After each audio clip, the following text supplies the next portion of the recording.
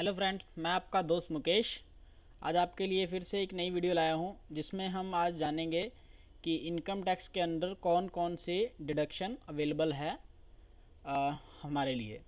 ठीक है, तो दोस्तों फाइनेंशियल ईयर वैसे भी ख़त्म हो चुका है और रिटर्नों का टाइम आ गया है, जो इंडिविजुअल रिटर्नें होती हैं वो भरने का। ठीक है, तो उसके लिए हम आज डिडक्शन के बारे में बात करते हैं। तो दोस्तों सबसे पहले जो डिडक्शन है वो है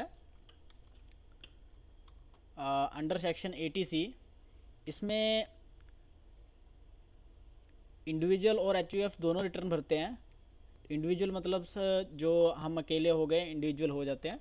ठीक है, और एचयूएफ तो आपको हिंदू अनडिवाइडेड फैमिली होता है।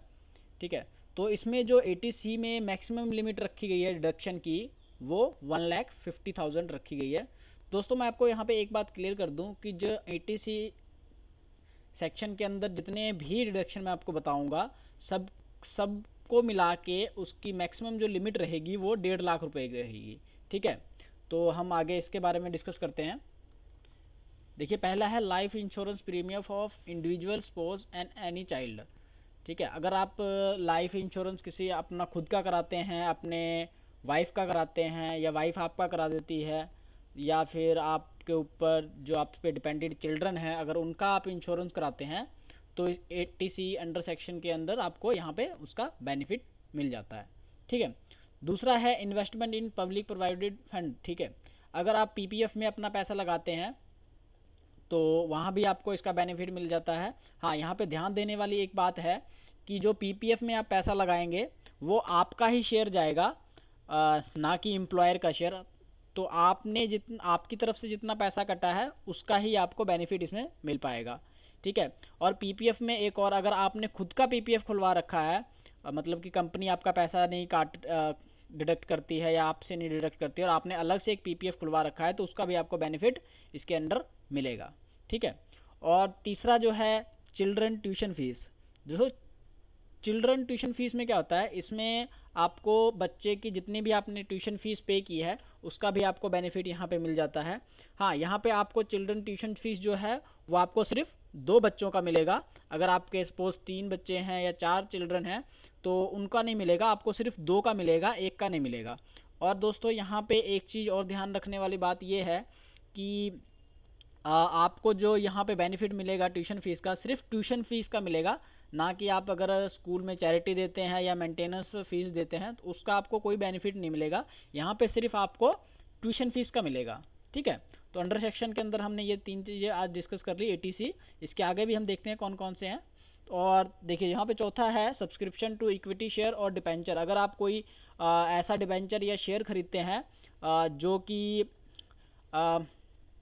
Purpose of developing and maintaining और इंफ्रास्ट्रक्चर को यूज़ करते हैं, मतलब कि अगर आपने ऐसा कोई डिबेंचर या फिर शेयर खरीदा जो कंपनी की कोई पुल बनाने के काम में यूज़ करती है या फिर कुछ डेवलपमेंट में काम करती है, तो उसके डिबेंचर अगर आप खरीदते हैं, या फिर आप ऐसे generation of distributor of power and power के खरीदते हैं, मतलब जो कि बिजली आपको बिजली सप्लाई करता है, उनके शेयर खरीदते हैं, या फिर कोई टेलीकॉम सर्विस है जो प्रोवाइड करती है उनके शेयर खरीदते हैं, तो यहाँ पर भी आपको 80C के अंडर आपको डिडक्शन मिल सकती है।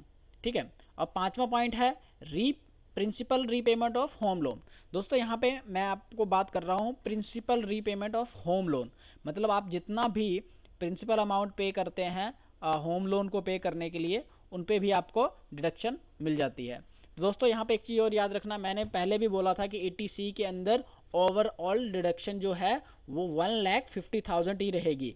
ठीक है, तो अगर आपकी प्रिंसिपल रीपेमेंट अमाउंट अगर सिर्फ अगर मान लीजिए कि आपके पास 140 सारा डिडक्शन करने के बाद आपके पास सिर्फ 10,000 बच जाता है, और आपके प्रिंसिपल अमाउंट जो है पेमेंट प्रिंसिपल अमाउंट जो बचती है वो पेमेंट जो है आपने 40,000 कर दी है, तो दोस्तों यहाँ पे सिर्फ आपको 10,000 का ही बेनिफिट मिलेगा, क्योंकि आपके पास सिर्फ 10,000 की ही लिमिट बची होगी।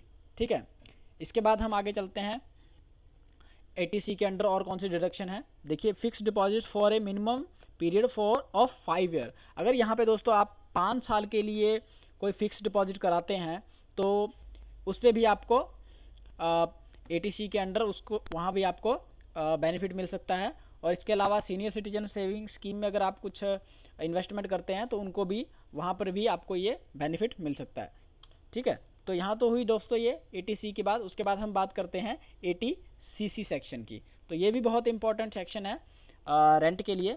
देखिए, अगर आपको रेंट नहीं रिसीव होता है एम्प्लॉयर से और आप रेंट पे करते हैं तो यहाँ पे आपको ATC के अंदर ATGG के अंदर आपको इसका बेनिफिट मिल सकता है। हाँ, अगर आपको HRA एम्प्लॉयर से मिलता है और आप उसको पे भी करते हैं तो दोस्तों ये जो एम्प्लॉयर से मिलता है आपको रेंट, वो अंडर सेक्शन 10 में वो एग्जेम्प्टेड है, इसलिए आप गवर्नमेंट वहाँ पे आपको इसका बेनिफिट नहीं देती है।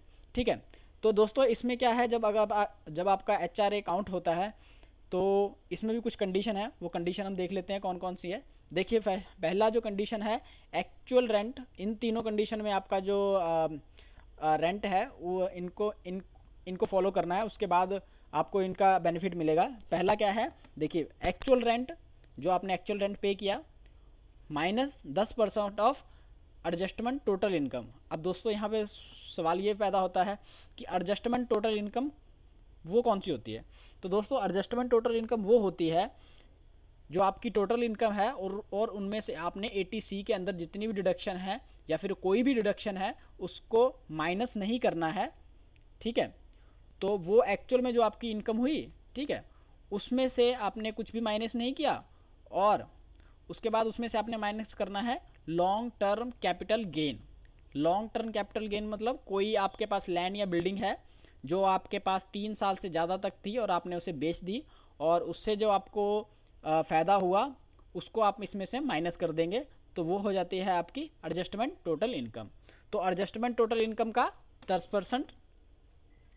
ठीक है, दूसरा है 25% ऑफ एडजस्टमेंट टोटल इनकम। 25% आ गई आपकी एडजस्टमेंट टोटल इनकम का। और तीसरा है अगर 5,000 रुपये पर महीने देते हैं तो मतलब 60,000 रुपये। दोनों दोस्तों अगर इन तीनों कंडीशन में से जो भी सबसे कम होगा उसमें आपको अंडर सेक्शन 80GG के अंडर इसका बेनिफिट मिल जाएगा। ठीक है, तो आगे चलते हैं हम सेक्शन 80E की तरफ। तो सेक्शन 80C कहता है कि interest on education loan taken for high education. दोस्तों अगर आपने कोई भी ऐसा हायर एजुकेशन लोन ले रखा है या +2 के लिए या फिर आगे हायर एजुकेशन के लिए, लाइक आपने MBA करनी है या फिर BCom करनी है, उसके लिए ले रखा है, तो उस पे जो आप इंटरेस्ट पे कर रहे हैं उसका भी आपको बेनिफिट मिलेगा। हाँ, अगर आपने पिछले 7 सालों से आपने कोई इसका इंटरेस्ट का बेनिफिट नहीं लिया है तो आप इस साल का और पिछले 7 सालों का बेनिफिट ले सकते हैं। ठीक है, तो यहाँ भी आपको 80E के अंदर ये interest on loan, education loan पे आपको इसका बेनिफिट मिल जाता है। उसके बाद हम सेक्शन बात करते हैं 80TTA की। ठीक है, इसमें क्या होता है, interest on from saving bank account. दोस्तों अगर आपका कोई सेविंग अकाउंट है और अगर आपकी जो इंटरेस्ट अमाउंट है वो 10,000 से नीचे है तो आपको इसका भी बेनिफिट मिल जाता है।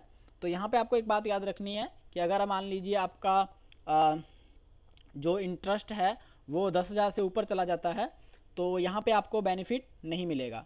ठीक है, तो दोस्तों यहाँ पे मैं सिर्फ इंटरेस्ट सेविंग अकाउंट की बात कर रहा हूँ, जो सेविंग अकाउंट पे इंटरेस्ट मिलेगा, ना कि मैं यहाँ पे फिक्स डिपॉजिट की बात कर रहा हूँ। तो यहाँ पे ध्यान देने वाली बात है कि interest on saving account, not a fix deposit. ठीक है, तो ये ध्यान रखने वाली बात है।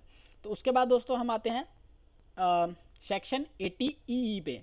तो interest on home loan for first time owner. दोस्तों अगर पहली बार आप कोई घर खरीदते हैं, ठीक है, और उस पर लोन ले रखा है और इसका इंटरेस्ट आप पे करते हैं तो इसमें भी यहाँ पे भी आपको डिडक्शन मिलेगी। तो दोस्तों जो डिडक्शन मिलेगी वो आपको सिर्फ 50,000 रुपये तक की मिलेगी, इससे ज़्यादा की नहीं मिल सकती। तो दोस्तों यहाँ पे याद रखना कि सबसे पहला जो है यहाँ पे आपका पहला घर होना चाहिए जो आप खरीद रहे हैं। ठीक है, अब इनकी जो कंडीशन है वो भी मैं आपको बता देता हूँ 80E के अंदर। इसके अंदर जो कंडीशन है, पहला तो ये है कि ये आप पहला घर खरीद रहे हैं। ठीक है, अगर आपका दोस्तों पहले से कोई घर है और आप ये दूसरा घर खरीद रहे हैं तो आपको इसका बेनिफिट बिल्कुल नहीं मिलने वाला। ठीक है। उसके बाद है दूसरा पॉइंट जिसकी कंडीशन है, वो कहता है कि जो आपके घर की वैल्यू है वो 50 लाख से कम की होनी चाहिए। अगर आपकी सपोज आपने घर खरीदने वाले हैं और उसकी वैल्यू 50 लाख से ज़्यादा है तो आपको इसका बेनिफिट नहीं मिलेगा। ठीक है। और तीसरी कंडीशन इसकी क्या कहती है, इसकी कहती है कि इसकी तीसरी कंडीशन कहती है कि आपने जो लोन लेना है वो सिर्फ 35 लाख से कम का होना चाहिए। तो दोस्तों अगर यहाँ भी ध्यान रखें कि अगर यहाँ आपने 35 लाख से ज़्यादा का लोन लिया तो यहाँ पर भी ये आपको इसका 80E का बेनिफिट नहीं मिलेगा। और इसका चौथी कंडीशन कहती है कि लोन जो आपने लिया है किसी फाइनेंशियल इंस्टीट्यूट या हाउसिंग फाइनेंस कंपनी से ही लिया होना चाहिए। मतलब कि या किसी बैंक से होना चाहिए या फिर किसी फाइनेंस कंपनी से होना चाहिए, ना कि आपने मान लीजिए आपने लोन ले लिया अपने रिश्तेदारों से या फिर किसी से वैसे उधार ले लिया, तो उस केस में आपको ये सेक्शन 80E का बेनिफिट नहीं मिलेगा। ठीक है। तो पांचवा कंडीशन ये है कि loan has been sanction between, जो आपने ये लोन लिया है वो 1/4/2016 से 31/3/2017 तक ही होना चाहिए, क्योंकि तभी इसका बेनिफिट आपको मिल पाएगा। ठीक है। अब दोस्तों अगले सेक्शन की ओर बढ़ते हैं। अगला सेक्शन है 80D। ये देता डिडक्शन हमें देता है मेडिकल इंश्योरेंस की। तो दोस्तों यहाँ पे मेडिकल इंश्योरेंस अगर आपने अपना करा रखा है या अपने आप पे जो डिपेंडेड है, आपके वाइफ है आपकी या फिर आपके बच्चे हैं, अगर आपने उनका इंश्योरेंस करा रखा है तो आपको यहाँ पे 80D के अंदर आपको यहाँ पे 25,000 का बेनिफिट मिलेगा। ठीक है। इसके अलावा दोस्तों अगर आप 60 साल के हैं या 60 साल के हैं या फिर आपकी पत्नी 60 साल की है, अगर उनका आप इंश्योरेंस कराते हैं, ठीक है, तो आपको यहाँ पे 25,000 की जगह 30,000 का बेनिफिट मिलेगा, क्योंकि आप सीनियर सिटीजन में आ जाते हैं। यहाँ पे दोस्तों एक और बात मैं आपको बता दूं, तीसरा पॉइंट जो है यहाँ पे एडिशनल डिडक्शन जो है, अगर आप अपने माता पिता का इंश्योरेंस कराते हैं, ठीक है, कराते हैं, तो यहाँ पर आपको ऊपर मेडिकल इंश्योरेंस मैंने बताया था, खुद का कराते हैं तो 25,000, अगर आप यहाँ पे अपने माता पिता का कराते हैं तो यहाँ पे आपको 25,000 रुपये एक्स्ट्रा का बेनिफिट एडिशनल डिडक्शन मिलेगा। मतलब 25,000 तो आपने खुद का कराया ही है, 25,000 और अपने माता पिता का कराते हैं तो यहाँ भी आपको इसका बेनिफिट मिलेगा। और अगर आपके माता पिता 60 साल से ऊपर के हैं तो आपको वो बेनिफिट बढ़ के 30,000 रुपये तक का हो जाएगा। ठीक है दोस्तों। और उसके बाद हम अगले सेक्शन की तरफ पढ़ते हैं 80DDB। दोस्तों इससे पहले हमने देखिए जो डिस्कस किया था वो किया था 80D मेडिकल इंश्योरेंस। ठीक है, ध्यान देने वाली बात है यहाँ पे। तो अगला जो हम कर रहे हैं वो है 80DDB, मतलब deduction for medical expenditure on self dependent relative. अगर आप पे कोई डिपेंडेड है और उसका मेडिकल एक्सपेंडिचर कराते हैं आप, तो यहाँ पे 80DDB के अंदर आपको उसका बेनिफिट मिलेगा। ठीक है।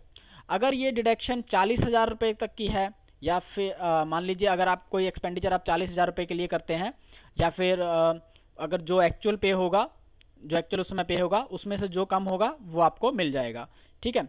लेकिन यहाँ पे एक बात और मैं आपको बता दूं कि मेडिकल एक्सपेंडिचर जो है, अगर आप मान लीजिए किसी स्पेशल डिसीज़ के कारण आप बीमार हो गए हैं तो आपको स्पेसिफिक रूल 11DD देखना पड़ेगा कि इसमें एप्लीकेबल है कि नहीं। तो दोस्तों अगर आप ये ऐसी मेडिकल एक्सपेंडिचर की आप अगर डिडक्शन की सुविधा लेना चाहते हैं, फ़ायदा लेना चाहते हैं इसका, तो आपको स्पेसिफिक रूल जो है 11DD आपको पढ़ना पड़ेगा इनकम टैक्स के अंडर। ठीक है। और अगर मान लीजिए आप सीनियर सिटीजन हैं तो आप 60,000 रुपये का और या फिर उस समय जो आपने एक्चुअल पे किया उसमें से जो कम होगा उसका आपको बेनिफिट मिल जाएगा। ठीक है। और तीसरा जो है, अगर आप बहुत ज़्यादा सीनियर सिटीजन हैं तो आपको यहाँ पे मैक्सिमम डिडक्शन जो है 80,000 की मिल जाएगी। ठीक है दोस्तों। तो दोस्तों यहाँ पे आज मैंने जो आपको बताया, आज मैंने बताया सेक्शन 80C के बारे में, सेक्शन 80GG के बारे में, 80E के बारे में, सेक्शन 80TTA के बारे में, सेक्शन 80EE और सेक्शन 80D और सेक्शन 80DDB के बारे में। तो दोस्तों अगर आप अभी रिटर्न फिल कर रहे हैं या फिर आप कर चुके हैं या किसी को करवाना चाहते हैं तो दोस्तों आप ये सेक्शन देख लें ताकि आपको पता लगे कि आपको कौन कौन सी डिडक्शन मिल रही है, क्योंकि दोस्तों 90% केस में ऐसा हो रहा है कि जो भी रिटर्न भरते हैं उनको इन डिडक्शन के बारे में पता नहीं है और उनका वो बेनिफिट नहीं ले पाते हैं। तो मैंने इसलिए वीडियो ये बनाई है क्योंकि अभी रिटर्न ये आने वाली हैं और लोग भर भी रहे हैं। तो एक्चुअली अगर जिन्होंने नहीं भरी है वो इस सेक्शन के अंदर अपना बेनिफिट ले सकते हैं। तो दोस्तों शुक्रिया इस वीडियो को देखने के लिए, थैंक यू। अगर आपको कुछ कमेंट हो हो तो आप मुझे इस वीडियो के एंड में मुझे कमेंट ज़रूर पास करें। अगर आपको ये वीडियो अच्छी लगी हो तो आप सब्सक्राइब करना ना भूलें। और अगर आपको ये इससे कुछ नॉलेज मिलती हो और आपको अच्छी भी लगी हो तो आप इसे शेयर ज़रूर करें। तो दोस्तों शुक्रिया।